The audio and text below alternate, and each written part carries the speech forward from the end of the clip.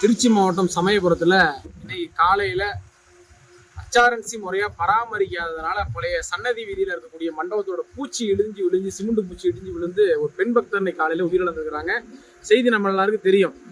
ஒரு சிலர் வந்து காயமடைஞ்சு ஹாஸ்பிட்டலில் அட்மிட் பண்ணியிருக்கிறாங்க.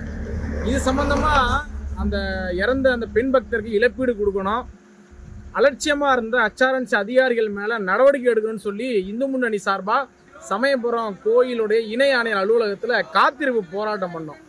அப்போ லால்குடி கோட்டாட்சியர், லால்குடி காவல் துணை கண்காணிப்பாளர், சமயபுரம் காவல் ஆய்வாளர் உள்ளிட்ட அதிகாரிகள் எல்லாம் இது சம்மந்தமாக பேசுறதுக்காக அழைச்சிருந்தாங்க. அதிகாரிகள் நேரில் சந்தித்து சில கோரிக்கைகளை வச்சிருக்கிறோம். என்ன கோரிக்கைகள்னு சொன்னால், இந்த இறந்து போன அந்த பெண் பக்தருக்கு கோவில், அதாவது நம்ம ஹச்ஆர்என்சி சார்பாக இழப்பீடு வழங்கணும்.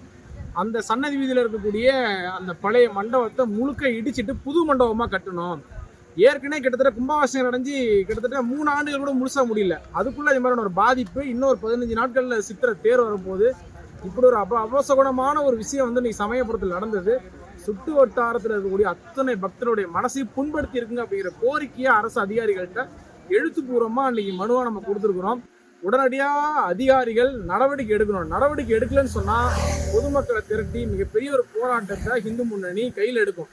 இன்னைக்கு நம்ம பேசும்பொழுது பாருங்க, அந்த இடத்துல போய் இடத்தெல்லாம் பார்த்துருந்தோம். கிட்டத்தட்ட மண்டபம் ஃபுல்லாகவே எல்லாமே வந்து விரிசல் விட்டு இருக்கு.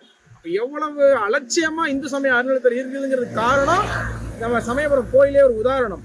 அதனால மக்கள் இந்துக்களுக்கு விரோதமாக பக்தர்களை வந்து பக்தர்களாக பார்க்காம மிருகமா பார்க்கக்கூடிய இந்த இந்து சமய அறநிலையத்துறையிட்ட இருந்து கோவில்களை பாதுகாக்கணும்.